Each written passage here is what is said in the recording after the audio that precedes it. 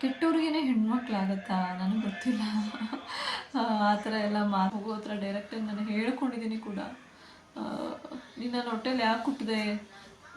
ಯಾರಿಗಾದ್ರೂ ಮೊದಲನೇ ಮಗುವಾಗಿ ಹುಟ್ಟಬಾರ್ದಿತ್ತಾ? ನೀನು ಎಷ್ಟು ಚೆನ್ನಾಗಿ ನೋಡ್ಕೊಳ್ತಾ ಇದ್ರು. Hello guys, welcome to my channel. ಇವತ್ತು ನಾನು ನಿಮ್ಮ ಜೊತೆ ನನ್ನ ಡೆಲಿವರಿ ಸ್ಟೋರಿನ ಶೇರ್ ಮಾಡ್ಕೊಳ್ಬೇಕಂತ ಅಂದ್ಕೊಳ್ತಾ ಇದ್ದೀನಿ. ಯಾಕಂದರೆ ಫುಲ್ಲು ಮೈಂಡ್ ಫ್ರೆಶ್ ಆಗಿದೆ. ಯಾಕಂದರೆ ರಾತ್ರಿ ಚೆನ್ನಾಗಿ ನಿದ್ದೆ ಆಗಿದೆ. ನನ್ನ ಫಸ್ಟ್ ಮಗು ತುಂಬ ಟಾರ್ಚರ್ ಮಾಡಿದ್ಲು ನಿದ್ದೆ ವಿಷಯದಲ್ಲಿ. ಬಟ್ ಈ ಮಗು ಆ ಥರ ಏನಿಲ್ಲ, ಫುಲ್ಲು ಆಪೋಸಿಟ್ ಇದ್ದಾಳೆ. ನನಗೆ ಚೆನ್ನಾಗಿ ಕೂಡ ನಿದ್ದೆ ಸಹ ಆಗ್ತಾ ಇದೆ. ಸೊ ಇವತ್ತು ನನ್ನ ಒಂದು ಡೆಲಿವರಿ ಸ್ಟೋರಿ ಏನಿದೆ ಅದು ನಿಮ್ಮ ಜೊತೆ ಶೇರ್ ಮಾಡ್ಕೊಳ್ಬೇಕು ಅಂತ ಪ್ರಿಪೇರ್ ಆಗಿ ರೆಡಿ ಆಗಿದ್ದೀನಿ. ಆ್ಯಂಡ್ ಟೈಮ್ ಇವಾಗ ಕೃಷನ ಸ್ಕೂಲ್ಗೆಲ್ಲ ಕಳಿಸಾಗಿದೆ. 9:30 ಆಗಿದೆ. ಮತ್ತು ಬ್ರೇಕ್ಫಾಸ್ಟ್ಗೆ ಚಪಾತಿ, ಹೀರೆಕಾಯಿ ಪಲ್ಯ ಮತ್ತು ಒಂದು 2 ಪೀಸ್ ಪಪ್ಪಾಯನ ಇಟ್ಕೊಂಡಿದ್ದೀನಿ. ಇದನ್ನು ತಿಂದ್ಬಿಟ್ಟು ನಿಮ್ಮ ಜೊತೆ ವ್ಲಾಗ್ನ ಸ್ಟಾರ್ಟ್ ಮಾಡ್ತೀನಿ. Hello guys, welcome back. Morning ಮಗಳು ಸ್ವಲ್ಪ ಅಳ್ತಾ ಇರೋದ್ರಿಂದ ನನಗೆ ವೀಡಿಯೋ ಮಾಡ್ಕೊಳಕ್ಕಾಗಲಿಲ್ಲ. ಸೊ ಈಗ ಮತ್ತೆ ಈವ್ನಿಂಗ್ ವೀಡಿಯೋನ ಕಂಟಿನ್ಯೂ ಮಾಡ್ತಾಯಿದ್ದೀನಿ. ಸೊ ನಾನು ಆಗಲೇ ಹೇಳಿದೆ, ಈ ವ್ಲಾಗಲ್ಲಿ ನಾನು ನನ್ನ ಡೆಲಿವರಿ ಸ್ಟೋರಿನ ನಿಮ್ಮ ಜೊತೆ ಶೇರ್ ಮಾಡ್ಕೊಳ್ಬೇಕಂತ ಅಂದ್ಕೊಳ್ತಾ ಇದ್ದೀನಿ ಅಂತೇಳಿ. ಡೆಲಿವರಿ ಸ್ಟೋರಿ ಸ್ಟಾರ್ಟ್ ಮಾಡೋದು ಅಂತ ಅಂದರೆ, ನಾನು 9 ಮಂತ್ಸ್ ಸ್ಕ್ಯಾನಿಂಗ್ ಮಾಡ್ಸೋಕೆ ಹೋಗಿದ್ದೆ. ಯಾವತ್ತು ಅಂತಂದರೆ, ನನಗೆ ಡೆಲಿವರಿ ಆಗಿದ್ದು ಹೇಳ್ಬಿಡ್ತೀನಿ ಫಸ್ಟು. ನನಗೆ ಡೆಲಿವರಿ ಆಗಿದ್ದು 6th March. So 6th March ಆಗಿದ್ದು, ನಾವು 2nd ಮಾರ್ಚ್ಗೆ ನಾನು 9 ಮಂತ್ಸ್ ಸ್ಕ್ಯಾನಿಂಗ್ ಮಾಡಿಸ್ಬೇಕಂತ ಹೇಳಿ ಹೋಗ್ತೀನಿ, ಗ್ರೋತ್ ಸ್ಕ್ಯಾನು. ಆವಾಗ ಇವರು ಡಾಕ್ಟ್ರೆಲ್ಲ ಚೆಕ್ ಮಾಡಿಬಿಟ್ಟು ಸ್ಕ್ಯಾನಿಂಗ್ ಎಲ್ಲ ಮಾಡಿಬಿಟ್ಟು ಡೆಲಿವರಿ ಮಾಡಬೇಕು, ಇನ್ನೊಂದು 2-3 ದಿವಸ ಮಾಡಿಸ್ಕೊಳ್ಳಿ ಅಂತ ಹೇಳ್ತಾರೆ. ಬಟ್ ನಾನು ಮೈಂಡಲ್ಲಿ ಪ್ರಿಪೇರ್ ಆಗಿ ಹೋಗಿದ್ದೆ. ನನಗೆ 5 ಇಯರ್ಸ್ ಗ್ಯಾಪ್ ಇದೆ ನನ್ನ ಫಸ್ಟ್ ಮಗುಗೂ ಈ ಮಗುಗೂ. ಸೊ ನಾನು ಈ ಸರಿ ನಾರ್ಮಲ್ ಡೆಲಿವರಿ ಮಾಡಿಸ್ಕೊಳ್ಬೇಕು ಅಂತೇಳಿ ನಾನು ಪ್ಲ್ಯಾನ್ ಮಾಡ್ಕೊಂಡಿದ್ದೆ. ಬಟ್ ಸ್ಕ್ಯಾನಿಂಗ್ ಮಾಡಿದಾಗ ಗೊತ್ತಾಯಿತು ಮಗು ಬ್ರೀಚ್ ಪೊಸಿಷನಲ್ಲಿದೆ ಅಂತೇಳಿ. ಬ್ರೀಚ್ ಪೊಸಿಷನ್ ಅಂದರೆ ಮಗು ತಲೆ ಮೇಲ್ಗಡೆ ಇತ್ತು, ಕಾಲು ಕೆಳಗಡೆ ಇತ್ತು. ಸೊ ಆದ್ದರಿಂದ ಅದನ್ನು ಚೇಂಜ್ ಆಗೋಕ್ಕೆ ಸಾಧ್ಯ ಇಲ್ಲ. ಸೊ ನೀವು ಸಿ ಸೆಕ್ಷನ್ ಮಾಡಿಸ್ಕೊಳ್ಳಿ. ಇನ್ನು 3 ಡೇಸಲ್ಲಿ ನಿಮ್ಗೆ ಯಾವುದಾದ್ರು ಡೇಟ್ ಏನಾದರೂ ಆ ಥರ ಏನಾದರೂ ಇದ್ದರೆ ನೀವು ಅದನ್ನು ನೋಡಿ ಹೇಳಿ ನನಗೆ ಬಿಫೋರ್ ಅಂತ ಹೇಳಿದ್ರು. ಸರಿ ಅಂತ ಹೇಳಿ ನಾವು ಮನೆಗೆ ಬಂದು ಡಿಸ್ಕಷನ್ ಮಾಡಿ, ನಾನು ನಮ್ಮ ತಾಯಿಗೆ ಫೋನ್ ಮಾಡಿಬಿಟ್ಟು ಒಂದು ಒಳ್ಳೆ ದಿವಸ ಕೇಳಮ್ಮ ಅಂತ ಹೇಳಿಬಿಟ್ಟು ನಾವು 6th ಮಾರ್ಚ್ಗೆ ಡಿಸೈಡ್ ಆದ್ವಿ ಆಪ್ರೇಷನ್ ಮಾಡಿಸ್ಕೊಳ್ಳೋಣ ಅಂತ ಹೇಳಿಬಿಟ್ಟು. 6th ಮಾರ್ಚ್ ಅಂದರೆ ಅದು ಅವತ್ತು ಫ್ರೈಡೇ. ನನಗೆ ಥರ್ಸ್ಡೇ ಫುಲ್ಲು ನೈಟು ನಿದ್ದೆನೇ ಬರಲಿಲ್ಲ. ಸೊ ಆಬ್ವಿಯಸ್ಲಿ ಭಯ ಇರುತ್ತಲ್ವ ಸಿ ಸೆಕ್ಷನ್ ಅಂತಂದರೆ. ಫಸ್ಟು ನನಗೆ ಸಿ ಸೆಕ್ಷನ್ನೇ ಆಗಿರೋದು. ಸೊ ನನಗೆ ಆ ಪ್ರೊಸೀಜರ್ ಎಲ್ಲ ಗೊತ್ತು. ಬಟ್ ಆದರೂ ಭಯ. ಯಾಕೆ ಅಂತಂದರೆ ಫಸ್ಟ್ ಸಿ ಸೆಕ್ಷನಲ್ಲಿ ನಮಗೆ ಏನೂ ಗೊತ್ತಿರೋದಿಲ್ಲ. ಸುಮ್ಮನೆ ಹಂಗೆ ಹೋಗ್ಬಿಡ್ತೀವಿ. ಆ ಪ್ರೊಸೀಜರ್ ಎಲ್ಲ ಏನು ಅಂತ ಗೊತ್ತಿರಲಿಲ್ಲ. ಇವಾಗ ಆ ಪ್ರೊಸೀಜರು, ಆ ನೋವು ಎಲ್ಲ ಗೊತ್ತಿರೋದ್ರಿಂದ ನನಗೆ ತುಂಬಾ ಭಯ ಇತ್ತು. 6th ಮಾರ್ಚ್ ಬಂದು ಅಡ್ಮಿಟ್ ಆಗಿ ಅಂತ ಹೇಳಿದ್ರು ಡಾಕ್ಟ್ರು. ನಾವು ಕನ್ಫರ್ಮ್ ಮಾಡಿದ್ವಿ ಡೇಟು, ಫ್ರೈಡೇ ಬಂದಿತ್ತು ಆವತ್ತು. ನನಗೆ ನನ್ನ ಫಸ್ಟ್ ಮಗಳಿಗಾದರೆ ಒಂದು ದಿವಸ ಬಿಫೋರ್ ಅಡ್ಮಿಟ್ ಮಾಡ್ಕೊಂಡಿದ್ರು. ಅಂದರೆ ನಾವು ನಾರ್ಮಲ್ ಡೆಲಿವರಿಗೆ ಅಂತ ಕೇಳಿದ್ವಿ ಆವಾಗ. ಬಟ್ ನಾರ್ಮಲ್ ಡೆಲಿವರಿಗೆ ನನಗೆ ಇಂಜೆಕ್ಟ್ ಮಾಡಿದ್ರು ಕೂಡ ನನಗೆ ಪೇಯ್ನ್ ಬರಲಿಲ್ಲ. ಸೊ ಹಾಗಾಗಿ ನನಗೆ C section, emergency C section ಮಾಡಿದ್ರು ನನ್ನ ಫಸ್ಟ್ ಪ್ರೆಗ್ನೆನ್ಸಿನಲ್ಲಿ. ಸೊ 2nd ಪ್ರೆಗ್ನೆನ್ಸಿನಲ್ಲಿ ಬಂದು ಈ ಥರ ಆಯಿತು. ಸೊ ಅವಾಗೂ ಕೂಡ ಸಿ ಸೆಕ್ಷನ್ನೇ ಮಾಡಬೇಕಾಗಿ ಬಂತು. ಮತ್ತು 6th ಮಾರ್ಚ್ ನಾನು ಮಾರ್ನಿಂಗ್ 8 o'clock ಬನ್ನಿ ಅಂತ ಹೇಳಿದ್ರು. ಏನೂ ಫುಡ್ ತೊಗೊಳ್ಬಾರ್ದು, ನೀವೇನಾದರೂ ತೊಗೊಳಂಗಿದ್ರೆ ಒಂದು ಮಿಲ್ಕ್ ಅಥವಾ ಲಿಕ್ವಿಡಲ್ಲಿ ಏನಾದರೂ ತೊಗೊಳ್ಳಿ, ಒಂದು 4 ಗಂಟೆ ಅಂದರೆ ಅರ್ಲಿ ಮಾರ್ನಿಂಗ್ 4 ಗಂಟೆ ಹಂಗೇನಾದರೂ ತೊಗೊಳ್ಬೋದು ಅಂತ ಹೇಳಿದರು. ಸೊ ನಾನು ಅರ್ಲಿ ಮಾರ್ನಿಂಗ್ 4 ಗಂಟೆಗೆ ಒಂದು ಲೋಟ ಹಾಲು ಕುಡಿದಿದ್ದೆ ಅಷ್ಟೇ. ಸೊ 8 ಗಂಟೆಗೆ ನಾನು ನನ್ನ ಹಸ್ಬೆಂಡ್ ಇಬ್ಬರೇ ಹೋದ್ವಿ. ಹೋಗ್ಬೇಕಾದ್ರೆ ತುಂಬ ಟೆನ್ಷನು ನನಗೆ. ಆಬ್ವಿಯಸ್ಲಿ ಇರುತ್ತಲ್ವ, ಫಸ್ಟು ಮಗು ಹೆಣ್ಣು ಮಗು ಇರಬೇಕಾದ್ರೆ ಇನ್ನೊಂದು ಮಗು ಎಕ್ಸ್ಪೆಕ್ಟೇಷನ್ ಇದ್ದೇ ಇರುತ್ತೆ, ಗಂಡು ಮಗು ಆಗಲಿ ಅಂತ ಹೇಳಿಬಿಟ್ಟು. ಸೊ ನಮ್ಮ ಮನೇಲಂತೂ ತುಂಬಾ ಎಕ್ಸ್ಪೆಕ್ಟೇಷನ್ನು. ಯಾಕೆ ಅಂತಂದರೆ ಫಸ್ಟ್ ಮಗು ಹೆಣ್ಮಗು ಆದಾಗೇ ನಮ್ಮ ಮನೆಯಲ್ಲಿ ಯಾರೂ ಕೂಡ ಅದನ್ನು ತಗೊಳ್ಳಿಲ್ಲ ಪಾಸಿಟಿವ್ ಆಗಿ. ಅವಾಗೇ ತುಂಬ ಬೇಜಾರು ಮಾಡ್ಕೊಂಡ್ಬಿಟ್ರು. ಸೊ ನನ್ನ ಮನಸ್ಸಲ್ಲಿ ತುಂಬಾ ಗೊಂದಲ ಇತ್ತು. ನೆಕ್ಸ್ಟ್ ನನಗಾದರೆ ಗಂಡು ಮಗುನೇ ಆಗಬೇಕು, ಇಲ್ಲಾಂದರೆ ಆಗೋದೇ ಬೇಡ ಅಂತೇಳಿ ನಾನು ತುಂಬ ವರ್ಷಗಳ ಗ್ಯಾಪ್ ಕೊಟ್ಟೆ. ಇಲ್ಲಾಂದರೆ ಮಗುನೇ ಬೇಡ ಅಂತೇಳಿ ಬೈಕೇನೆ. ಬಟ್ ನನ್ನನ್ನು ಕನ್ವಿನ್ಸ್ ಮಾಡಿ ಇನ್ನೊಂದು ಮಗು ಮಾಡ್ಕೊಳ್ಳಿ, ಇನ್ನೊಂದು ಮಗು ಬೇಕು, ಯಾವುದಾದ್ರೂ ಆಗಲಿ ಪರವಾಗಿಲ್ಲ, ಹಾಗೆ ಹೀಗೆ ಅಂತ ಹೇಳಿದವರೆಲ್ಲ ಮತ್ತೆ ನನಗೆ ಮಗು ಆದಾಗ ಬೇಜಾರು ಮಾಡ್ಕೊಂಬಿಟ್ರು. ಸೊ ಆಬ್ವಿಯಸ್ಲಿ ನೀವು ಗೆಸ್ ಮಾಡಿರ್ತೀರ ನನಗೆ ಯಾವ ಮಗು ಆಗಿರುತ್ತೆ ಅಂತೇಳಿ. ಎಸ್, ನನಗಾಗಿರೋದು ಮತ್ತೆ ಹೆಣ್ಣು ಮಗು. ಆಗ ನಾವು ನೋಡ್ಕೊಳ್ತೀವಿ, ನಾವು ಸಾಕ್ತೀವಿ, ಹೆಣ್ಣಾದರೂ ಪರವಾಗಿಲ್ಲ, ಗಂಡ ಆದರೂ ಪರವಾಗಿಲ್ಲ ಅಂತ ಹೇಳಿದವರು ಹಾಸ್ಪಿಟ್ಲ್ ಕಡೆ ತಿರುಗು ಕೂಡ ನೋಡಲಿಲ್ಲ. ಆ ವಿಷಯ ಹಾಗಿರಲಿ, ನಾನು ಇದನ್ನು ಕಂಟಿನ್ಯೂ ಮಾಡ್ತೀನಿ. 8th ಮಾರ್ಚ್ 8 ನಾವು ಹೋಗಿ ಅಡ್ಮಿಟ್ ಆಗ್ತೀನಿ. ಅಡ್ಮಿಷನ್ ಎಲ್ಲ ಮಾಡ್ತಾರೆ ಹಸ್ಬೆಂಡು. ಸೊ ಅವ್ರದ್ದೆಲ್ಲ ಪ್ರೊಸೀಜರ್ ಇರುತ್ತಲ್ವ, ಪ್ರೈವೇಟ್ ಪ್ಲೇಸ್ ಕ್ಲೀನ್ ಮಾಡೋವಂಥದ್ದು, ಮತ್ತು ನಮ್ಮದು ಮಗುದು ಹಾರ್ಟ್ ಬೀಟ್ ಎಲ್ಲ ಕರೆಕ್ಟ್ ಇದೆಯಾ ಅಂತ ಚೆಕ್ ಮಾಡ್ಕೊಳ್ಳೋದು, ಅವ್ರದ್ದೊಂದು ಕೆಲವೊಂದು ಬಿಲ್ಲಿಗೆಲ್ಲ ಸೈನ್ ಮಾಡಿಸ್ಕೊಳ್ಳೋ ಅಂಥದ್ದು, ಇದೆಲ್ಲ ನಿಮಗೆ ಗೊತ್ತೇ ಇರುತ್ತೆ. ಸೊ ಅದನ್ನೆಲ್ಲ ಮಾಡಿಸ್ಕೊಂಡ್ರು. ಮತ್ತು ನನಗೆ ಡ್ರಿಪ್ಸ್ ಹಾಕೋದಕ್ಕೆ ಇದು ಕೂಡ ಹಾಕೋದು. ನನಗೆ 2 ಸರಿ ಚುಚ್ಚಿಬಿಟ್ರು ನರದ ಮೇಲೆ. ಒಂದು ಸರಿ ನರ ಸಿಕ್ಕಲಿಲ್ಲ ಅಂತೇಳಿ ಇನ್ನೂ ಒಂದು ಸರಿ ಚುಚ್ಚಿದ್ರು. ನಾನು ಆವಾಗೇ ಅಳಕ್ಕೆ ಸ್ಟಾರ್ಟ್ ಮಾಡಿಬಿಟ್ಟೆ. ಅಂದರೆ ಒಂಥರ ಮನಸ್ಸಲ್ಲಿ ಆಲ್ರೆಡಿ ಒಂಥರ ಗೊಂದಲ ಆಯಿತು, ಭಯ ಆಯಿತು ನನಗೆ ತುಂಬಾ. ಆವಾಗ 2 ಸರಿ ಚುಚ್ಚಿದ್ರಿಂದ ತುಂಬ ಪೇಯ್ನ್ ಆಗೋಯಿತು. ಮತ್ತು ನನಗೆ ಇದು ಯೂರಿನ್ ಪಾಸ್ ಮಾಡೋಕ್ಕೆ ಪೈಪ್ ಹಾಕುವಾಗೂ ಕೂಡ ಹತ್ಬಿಟ್ಟೆ ನಾನು ತುಂಬಾ. ಯಾಕಂದರೆ ತುಂಬ ಭಯ ಪಟ್ಕೊಂಡಿದ್ದೆ ನಾನು. ಸೊ ಇದೆಲ್ಲ ಪ್ರೊಸೀಜರ್ ಮುಗೀತು. ನಿಮಗೆ ಫ್ಯಾಮಿಲಿ ಪ್ಲ್ಯಾನಿಂಗ್ ಆಪ್ರೇಷನ್ ಮಾಡಬೇಕಾ ಅಂತ ಕೇಳಿದ್ರು. ನಾವು ಅದಕ್ಕೆ ಏನು ಆನ್ಸರ್ ಮಾಡಿದ್ವಿ ಅಂತ ನಾನು ನೆಕ್ಸ್ಟ್ ಬ್ಲಾಗಲ್ಲಿ ಹೇಳ್ತೀನಿ. ಯಾಕಂದರೆ ಅದು ತುಂಬಾ ಇಂಪಾರ್ಟೆಂಟ್ ಬ್ಲಾಗು. ನಾನು ಮಾಡ್ಕೊಂಡಿದ್ದ ಮಿಸ್ಟೇಕ್ನ ಯಾರೂ ಮಾಡ್ಕೊಳ್ಬಾರ್ದು ಅಂತ ಅದು ನೆಕ್ಸ್ಟ್ ಬ್ಲಾಗಲ್ಲಿ ತಿಳಿಸ್ಕೊಡ್ತೀನಿ ನಾನು. ಮತ್ತು ಈ ಸರಿ ಸೆಕ್ಷನ್ ಮಾಡುವಾಗ ನನ್ನ ಹಸ್ಬೆಂಡ್ ನನ್ನ ಜೊತೆನಲ್ಲಿ ಇರಬೇಕು ಅಂತ ಹೇಳಿಬಿಟ್ಟು ನಾನು ರಿಕ್ವೆಸ್ಟ್ ಮಾಡ್ಕೊಂಡಿದ್ದೆ. ಬಟ್ ಡಾಕ್ಟ್ರು ಒಂದು ಸರಿ ಓಕೆ ಅಂತ ಹೇಳಿದ್ರು. ಮತ್ತು ಆಮೇಲೆ ಅವ್ರನ್ನ ಅಲೋ ಮಾಡಲಿಲ್ಲ. ಸರಿ ಅಂತ ಹೇಳಿ ನಾನು ನಮ್ಮ ಹಸ್ಬೆಂಡ್ಗೆ ಬಾಯ್ ಮಾಡಿ ಹೋಗುವಾಗ ಅವರಿಗೂ ಟೆನ್ಷನ್ನು.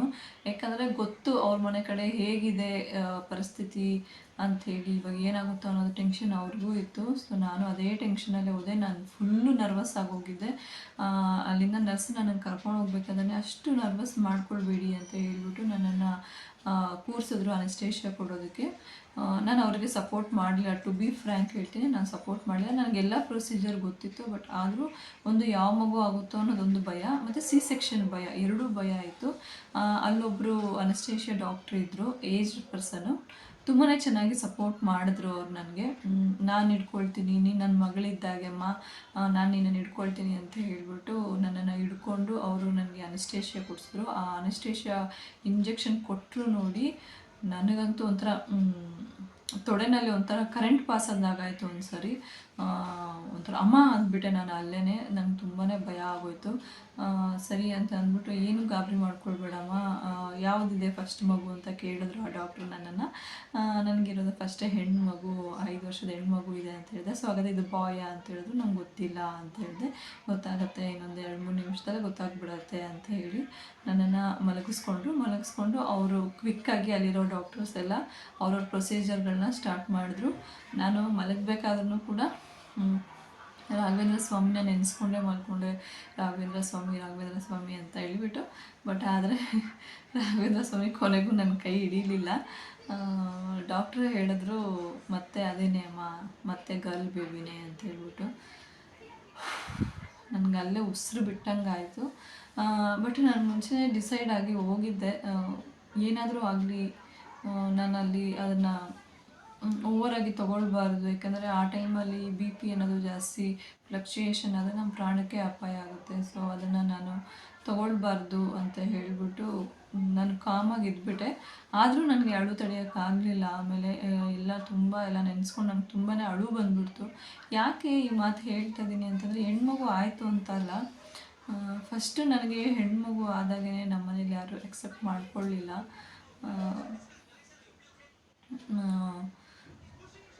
ಏನು ಹೇಳ್ತಾರೆ, ನಾನು ಹೇಳಬಾರ್ದು ಆ ವರ್ಡ್ನ. ಯಾಕಂದರೆ ಅವರು ಕೂಡ ಈ ವಿಡಿಯೋನ ನೋಡೋ ವಿಡಿಯೋದಲ್ಲೆಲ್ಲ ನಮ್ಮ ಬಗ್ಗೆ ಎಲ್ಲ ಹೇಳಿಬಿಟ್ಟಿದ್ದಾಳೆ ಅಂತ ಅಂದ್ಕೊಳ್ತಾರೆ. ಕೆಟ್ಟವ್ರಿಗೇ ಹೆಣ್ಮಕ್ಳಾಗತ್ತಾ ನನಗೆ ಗೊತ್ತಿಲ್ಲ. ಆ ಥರ ಎಲ್ಲ ಮಾತುಗಳು ಬಂದ್ಬಿಡ್ತು ನನ್ನ ಮಗಳು, ದೊಡ್ಡ ಮಗಳು ಹುಟ್ಟಿದಾಗೇ. ಸೊ ಅದಕ್ಕೆ ನನಗೆ ಈ ಸರಿ ಗಂಡು ಮಗುನೇ ಆಗಬೇಕು. ಆದರೆ ನಾನು ಕೂಡ ಸರ್ವೈವ್ ಆಗಬೇಕು ಫ್ಯಾಮಿಲಿನಲ್ಲಿ, ನಾನು ಸ್ವಲ್ಪ ನೆಮ್ಮದಿಯಾಗಿರಬೇಕು ಅಂತಂದರೆ ನನಗೆ ಗಂಡು ಮಗುನೇ ಆಗಬೇಕು ಅನ್ನೋ ರೀತಿ ನಾನು ಮನಸ್ಸಲ್ಲಿ ಆಲ್ರೆಡಿ ಡಿಸೈಡ್ ಮಾಡಿದ್ದೆ. ಬಟ್ ಆಗಲಿಲ್ಲ. ಆಮೇಲೆ ಮಗುನ ತೋರಿಸಿದ್ರು ನನಗೆ ತೊಗೊಂಬಂದು. ಅಲ್ಲಿರೋ ಅನೆಸ್ಟೇಷಿಯಾ ಡಾಕ್ಟ್ರ್ ಅಂತ ಹೇಳಿದ್ನಲ್ಲ, ಅವರು ನನಗಿರೋದು 2 ಹೆಣ್ಮಕ್ಳೇ ಕಣಮ್ಮ, ಏನು ಭಯ ಪಡಬೇಡ, ಹೆಣ್ಮಕ್ಳೇ ನೋಡ್ಕೊಳ್ಳೋದು, ನಿಮ್ಮ ಮನೆಗೆ 2 ಲಕ್ಷ್ಮಿ ಇದ್ದೀರಿ, ಇವಾಗ ಮಹಾಲಕ್ಷ್ಮಿ ಬಂದಿದ್ದಾಳೆ ಶುಕ್ರವಾರ ಅಂತ ಹೇಳಿದ್ರು. ಸರಿ ಆಯಿತು ಓಕೆ ಅಂತೇಳಿ ಮಗುನ ಕರ್ಕೊಂಬಂದು ತೋರಿಸಿದ್ರು ನನಗೆ. ನನ್ನ ಮಗಳು ತುಂಬ ಕ್ಯೂಟಾಗಿದ್ಲು.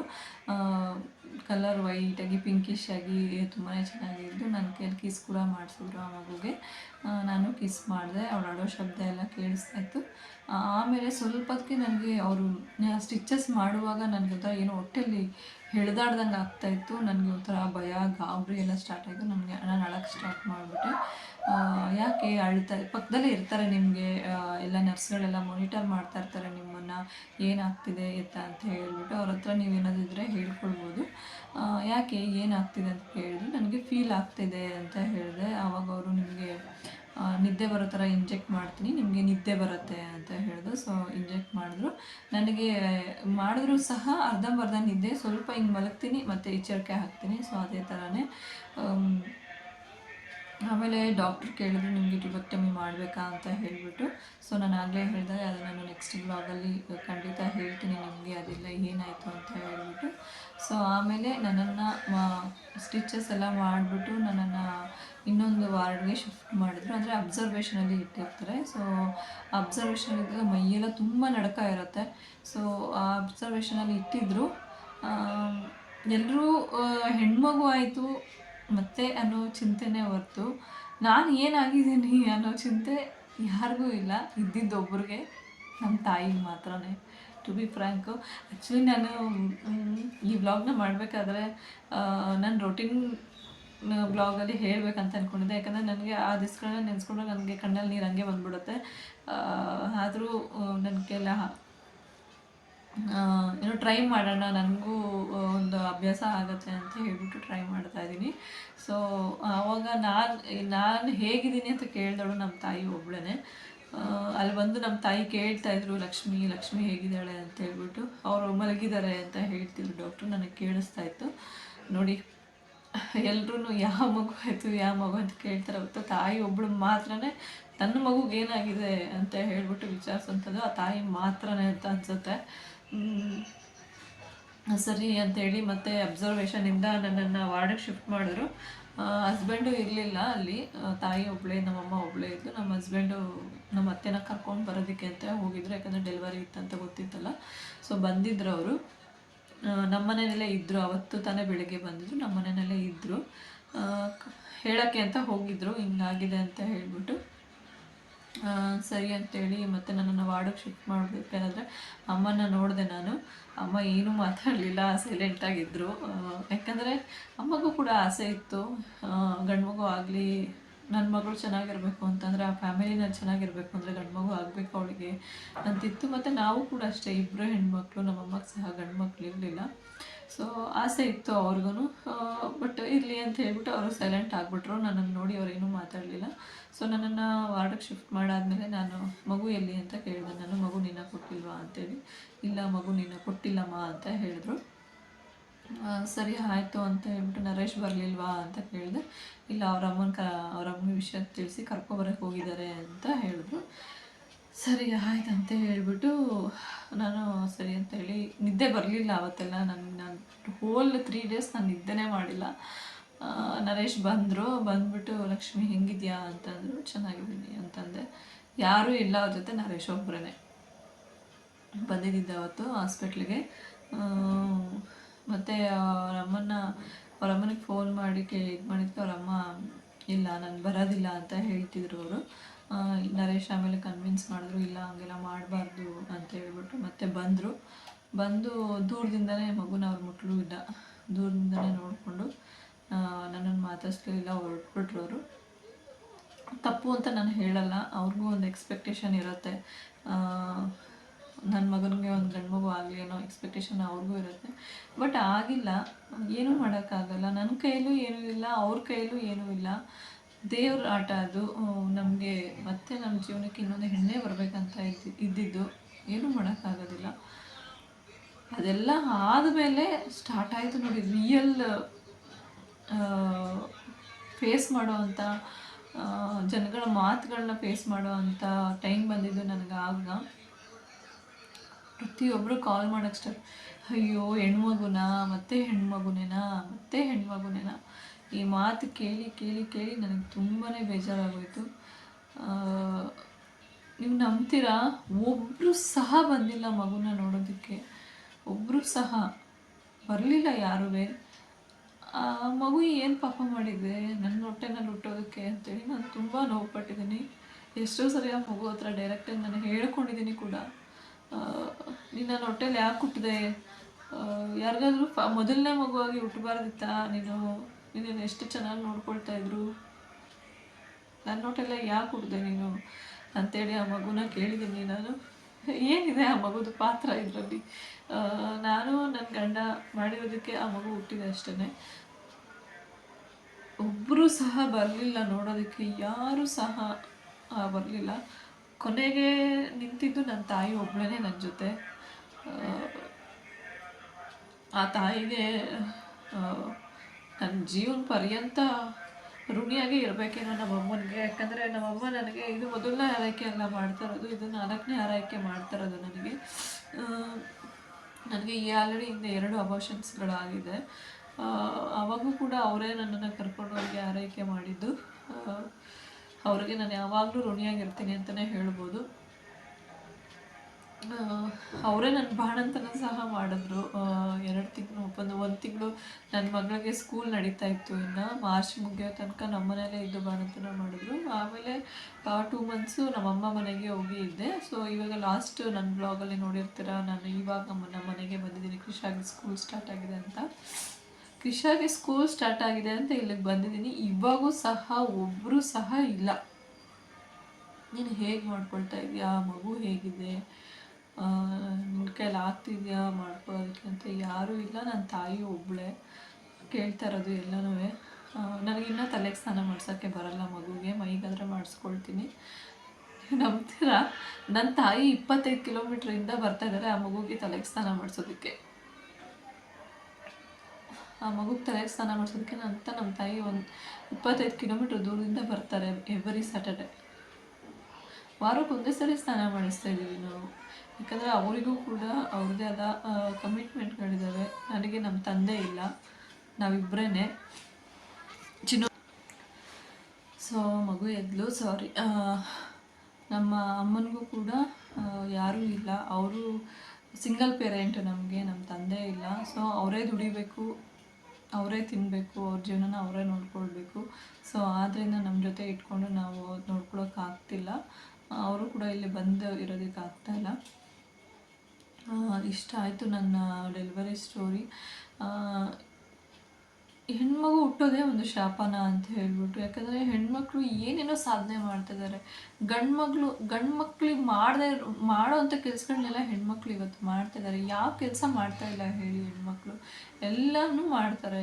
ಗಂಡು ಮಕ್ಕಳು ಏನಕ್ಕೆ, ಗಂಡು ಮಕ್ಕಳೇ ಬೇಕು ಅಂತ ಹೇಳೋದು ಏನಕ್ಕೆ? ಗಂಡು ಮಕ್ಕಳು ಕೊನೆಗಾಲದವರೆಗೂ ನೋಡ್ಕೊಳ್ತಾರೆ ಅನ್ನೋದಾದರೂ ಏನು ಗ್ಯಾರಂಟಿ?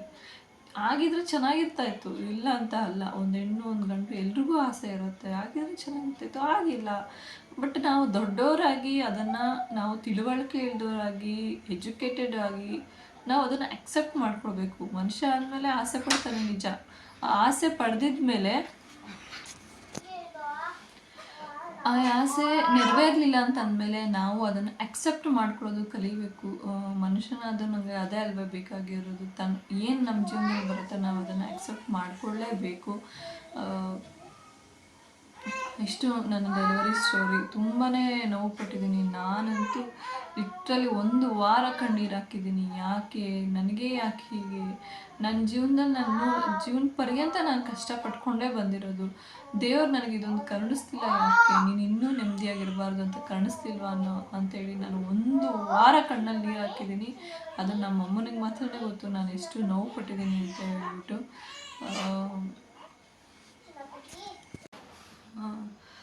ಇಲ್ಲಿ ನಮ್ಮ ಮಕ್ಳಿಗೂ ಒಂದು ಕಾಲ ಅಂತ ಬರುತ್ತೆ ಖಂಡಿತ. ಆವಾಗ ನಾನು ಇದನ್ನೆಲ್ಲ ನೆನಪಿಟ್ಕೊಂಡಿರ್ತೀನಿ, ಖಂಡಿತ ಮರೆಯಲ್ಲ. ಹಂಗಂತ ನಾನು ಯಾರು ದ್ವೇಷಕ್ಕೂ ಕೂಡ ಹೋಗೋದಿಲ್ಲ.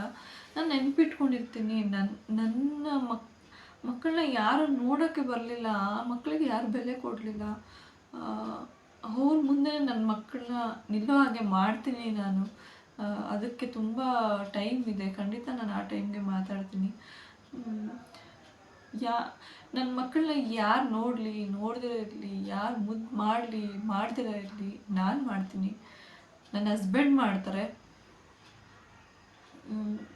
ನಾವು ಚೆನ್ನಾಗಿ ನೋಡ್ಕೊತೀವಿ. ನಮ್ಮ ಮಕ್ಕಳವರು ನಮ್ಮಿಂದನೇ ಹುಟ್ಟಿರೋರು ಅವರು, ನಾವು ಚೆನ್ನಾಗಿ ನೋಡ್ಕೊಳ್ತೀವಲ್ವಾ. ಯಾರಿದ್ರೇನು ಇಲ್ದಿರ ಇದ್ರೇನು, ಬಂದು ನೋಡ್ಕೊಂಡು ಹೋಗೋರು ಒಂದು ದಿವಸ ಬಂದು ನೋಡ್ಕೊಂಡು ಹೋಗ್ತಾರೆ, ಯಾವಾಗಲೂ ಬಂದು ನಮ್ಮ ಜೊತೆ ಇದ್ದು ನಮ್ಮ ಕಷ್ಟ ಸುಖ ನೀನು ಕೇಳೋದಿಲ್ಲ. ಸ್ವಂತದವರೇ ಕೇಳೋದಿಲ್ಲ, ಇನ್ನು ಮೂರನೇ ವ್ಯಕ್ತಿಗಳ ಬಗ್ಗೆ ಯಾಕೆ ತಲೆ ಕೆಡಿಸ್ಕೋಬೇಕಲ್ವಾ. ಬಟ್ ಬರಲಿಲ್ಲ ಯಾರು ನೋಡೋದಕ್ಕೆ ಅನ್ನೋ ಬೇಜಾರು ನನಗೆ ತುಂಬಾ ಇದೆ. ಯಾಕಂದರೆ ನನ್ನ ಫಸ್ಟ್ ಪ್ರೆಗ್ನೆನ್ಸಿ ಸಹ ಹಾಗೆ ಆಗೋಯಿತು. ಫಸ್ಟ್ ಹೆಣ್ಮಗು ಆದಾಗ ಸಹ ಯಾರೂ ಬರಲಿಲ್ಲ, ಯಾರೂ ತಲೆ ಕೆಡಿಸ್ಕೊಳ್ಳಿಲ್ಲ, ಅಯ್ಯೋ ಹೆಣ್ಮಗುನ ಬಿಡು ಅಂತೇಳ್ಬಿಟ್ಟು. ಮತ್ತು ಇದು ಎರಡನೇದು ಕೂಡ ಹಂಗೆ ಆದಾಗ ಅಯ್ಯೋ ಮತ್ತೆ ಹೆಣ್ಮಗುನ ಅಂತ. ಬಟ್ ಕೆಲವು ಜನಕ್ಕೆ ನನ್ನನ್ನು ನೋಡಿ ಕೆಲವು ಜನ ಹೊಟ್ಟೆ ಹುರ್ಕೊತಿದ್ದವರು ಸಮಾಧಾನ ಆಗೋದ್ರು, ಆಗಬೇಕಾಗಿದ್ದೆ ಅವಳಿಗೆ ಹೆಣ್ಮಗು ಅಂತ ಹೇಳ್ಬಿಟ್ಟು. ಏನೋ ಅವ್ರಿಗೇನು ಅನ್ಯಾಯ ಮಾಡಿದ್ದೀನಿ ನಾನು ಗೊತ್ತಿಲ್ಲ. ಇದೆಲ್ಲ ಆದಮೇಲೆ ನಾನು ಹೊಟ್ಟೆ ಕೂಯಿಸ್ಕೊಂಡು ಮನಸ್ಸಲ್ಲಿ ನೋವು ಪಟ್ಕೊಂಡು ಹಾಸ್ಪಿಟ್ಲಿಂದ ಆಗುತ್ತಾನೆ ಬಂದಿದ್ದೀನಿ. ನನ್ನ ಜೊತೆ ಜಗಳ ಸಹ ಮಾಡ್ಕೊಂಡು ಹೋದರು.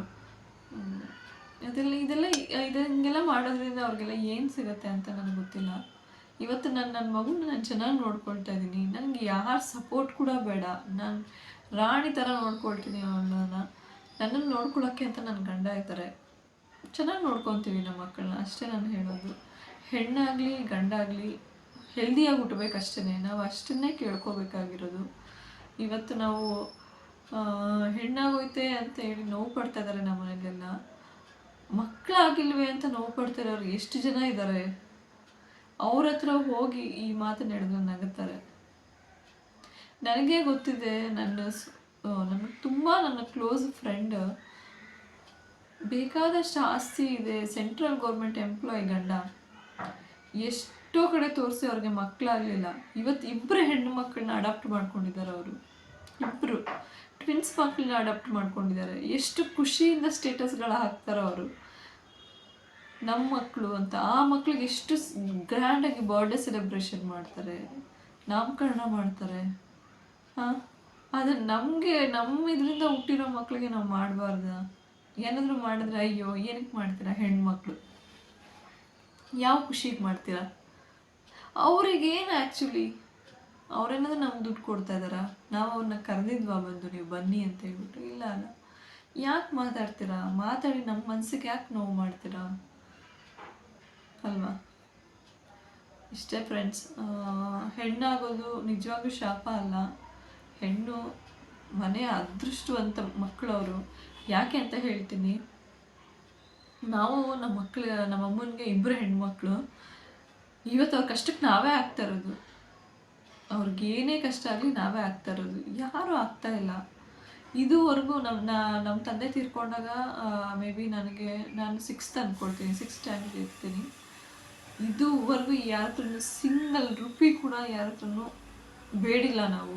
ನಮ್ಮಮ್ಮ ನಮ್ಮನ್ನು ಮನೆ ಕೆಲಸ ಮಾಡಿ ಸಾಕಿದ್ದು, ನಮ್ಮನ್ನು ಓದಿಸಿದ್ದು ಮನೆ ಕೆಲಸ ಮಾಡಿ. ನಾವೇ ದುಡಿದು ನಾವು ಮದುವೆ ಮಾಡ್ಕೊಂಡು ಬಂದಿದ್ದೀವಿ.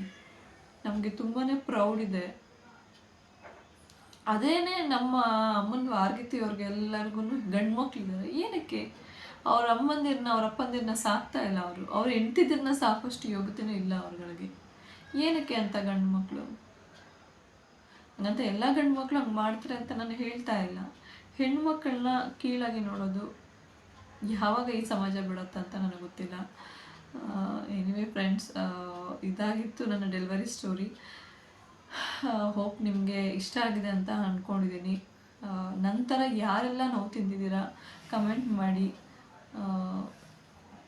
ನನ್ನ ಜೀವನದಲ್ಲಿ ನಾನು ಒಬ್ಳಿಗೇನಾ ಅಥವಾ ಎಲ್ಲರೂ ಇದೇ ಥರ ನೋವು ತಿಂತಾ ಇದ್ದಾರಾ? ಎಲ್ಲರೂ ಮನೇಲೂ ಹಿಂಗೆ ಇರುತ್ತಾ? ಎರಡನೇ ಮಗು ಹೆಣ್ಣಾದರೆ ಎಲ್ಲರೂ ಹಿಂಗೆ ನೋವು ಪಡ್ತಾರ ಅನ್ನೋದು ನನಗೆ ಗೊತ್ತಿಲ್ಲ. ಇಲ್ಲ ನನ್ನ ಲೈಫಲ್ಲೇ ಹಿಂಗೆ ಆಗ್ತಿದೆಯಾ ಏನೋ ನನಗೂ ಗೊತ್ತಿಲ್ಲ. ಎನಿವೇ ಫ್ರೆಂಡ್ಸ್, ಮತ್ತೆ ನಾನು ಮುಂದಿನ ವ್ಲಾಗ್ ಜೊತೆ ಸಿಗ್ತೀನಿ. Thank you so much.